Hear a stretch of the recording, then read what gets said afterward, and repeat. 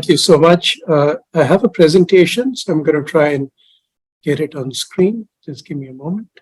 So good afternoon, everyone, and it's a real pleasure to interact with all of you at this Policy Circle Sustainability Summit. Since the session is about whether industry is serious about sustainability, let me open by actually agreeing with Yamini that there tends to be a lot of skepticism about industry's motivation sometimes. And I think there is a lot that is wrong with what Indian businesses are doing about sustainability. But having said that, it is also important to note that there are many good things that forward-looking Indian companies are in fact doing to embrace the sustainability agenda. And that is really what I want to focus on over the next 8 to 9 minutes with my presentation. The first point I'd like to make is that more companies are indeed emerging, which are clearly doing the right thing. And this is the reason, as you can see on the slide, the number of Indian companies rated A or higher on their ESG ratings by MSCI, which is one of the leading ESG ratings providers. And as we know, ESG ratings are a good proxy for sustainability performance, has in fact increased from 19% of the pool to 26% of a much bigger pool over a period of 5 years. So it is testament to a number of positive actions that industries are taking in India. So the question then is, what are these forward-looking companies actually doing? First, I think they accept the need for change. And I think a great example of that is India's largest private sector company, oil and gas major Reliance Industries, which has acknowledged the climate change issue by setting a target to become net carbon zero by 2035. Next, they put in place the right governance structures to develop and execute sustainability strategies. Increasing numbers of companies like Infosys, Airtel, Tata Steel are creating dedicated ESG or CSR and sustainability committees of their boards.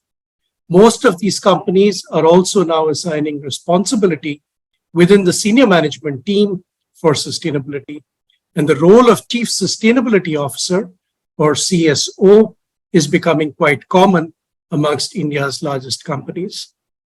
And we're seeing that in pursuit of improving performance and staying abreast of international best practice, many of these companies are also joining the relevant international networks like RE100, which brings together companies committed to embracing 100% renewable energy, or the World Business Council for Sustainable Development, to offer just 2 examples.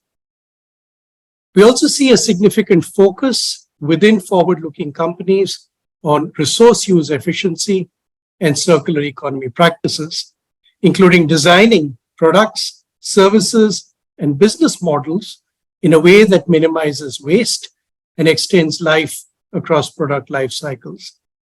In their capital investment planning, these businesses also try and attach a relevant cost to natural resources, including increasingly carbon. They also recognize that many sustainability enhancement measures are in fact no regrets measures that require little by way of capital investment. So think of investments in renewable energy or energy efficiency improvement, which typically have high returns on investment and can pay for themselves quite swiftly, often within the financial year. Where significant capital investments are required, by the way, Indian companies that are more advanced on the sustainability journey are increasingly accessing pools of sustainable finance at attractive rates.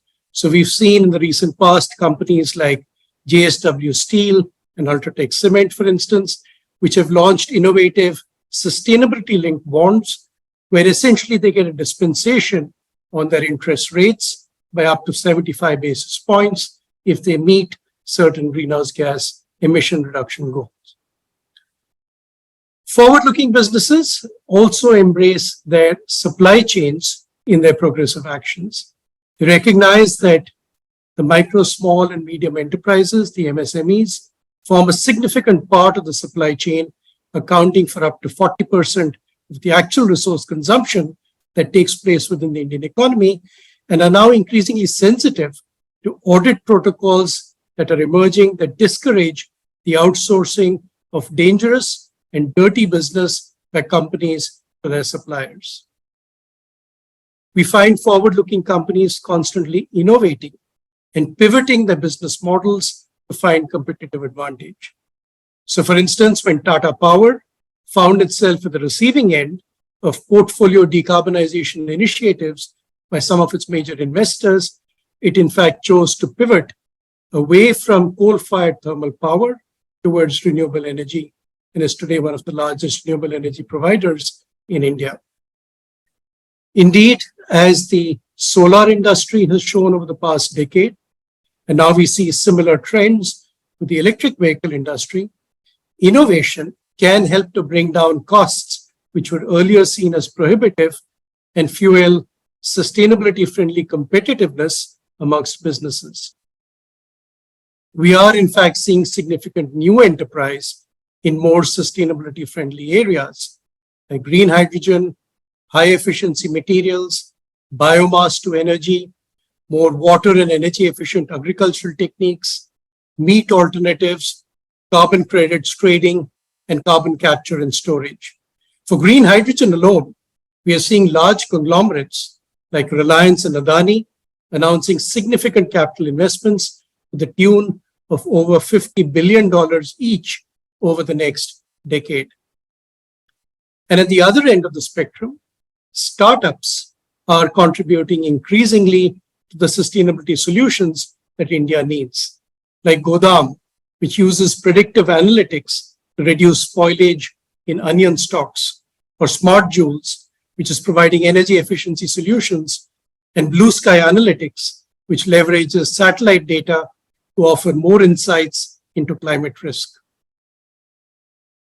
Forward-looking enterprises also endeavor to improve diversity within their workforces, recognizing that even beyond helping them to adapt better to the unique social context we have in India, this also serves to strengthen a culture of innovation and transparency.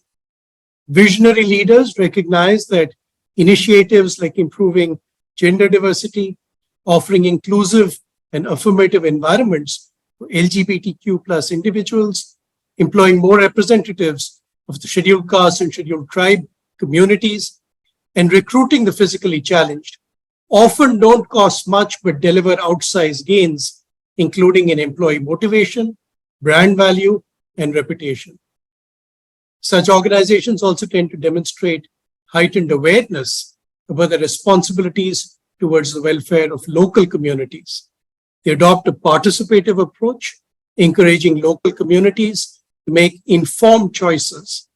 For instance, on the issue of land use for renewable power generation alongside ongoing agricultural activity.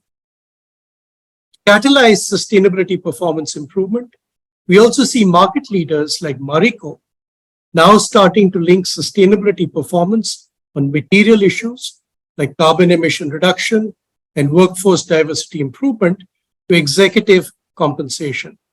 As they say, what gets measured gets improved, and linking senior executive compensation to sustainability outcomes forces the pace of change. Integral to the link with compensation is a strong focus on measurement, tracking sustainability performance over time, and making transparent disclosure. There are multiple reporting frameworks being used, including the Global Reporting Initiative, or GRI, and Integrated Reporting, or IR. But clearly, the Business Responsibility and Sustainability Report, or the BRSR, mandated by SEBI now for the top 1,000 listed companies, will be critical in communicating sustainability intent and commitment. The best companies also avoid the perils of a word we increasingly hear about these days, namely greenwashing, which has created reputational and other risks for several prominent global brands. The impending announcement of a green taxonomy for India by the Ministry of Finance will assist in limiting greenwashing. And I do believe that we'll also see significant impact through the sunlight of scrutiny of BRSR reports of companies by a varied set of stakeholders. Sir, Meanwhile, please wind up in 2 minutes. Yeah, I'm reaching the end of my presentation. Meanwhile, a clutch of decision support service entities, including international entities like MSCI and Sustainalytics, and entities with India-based operations like CRISIL and Acuite, are processing the voluminous data that's becoming available on sustainability performance and coming out with ESG ratings. So forward-looking businesses engage with these rating providers and ensure the appropriate data and analysis are communicated to them so as to secure fair ratings. So really, to sum up, I think we're seeing many forward-looking businesses in India that now understand that sustainability indicators are becoming a critically important measure of their performance. They're architecting strategies that span the material sustainability factors that impact their businesses. They're putting in place the right governance, linking performance incentives to sustainability outcomes, and they're transparently engaging with their stakeholders and taking their feedback with a view to further improvement. There are a number of such companies. I mentioned some of them in the presentation, but needless to say, we will need many more. So let me stop there, and I very much look forward to the discussions a little later. Thank you very much.